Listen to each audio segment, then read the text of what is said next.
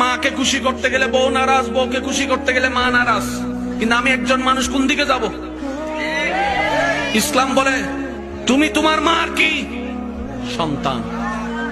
তুমি তোমার বউয়ের কি? স্বামী। শব্দগুলা খেয়াল করবেন। তুমি তোমার মার সন্তান, যার পায়ের নিচে তোমার বেহেশত। তুমি তোমার মায়ের পায়ের নিচে। তুমি তোমার বউয়ের কি? স্বামী। স্বামী মানে অভিভাবক। অভিভাবক কি নিচে না উপরে? মায়ের পায়ের নিচে তুমি,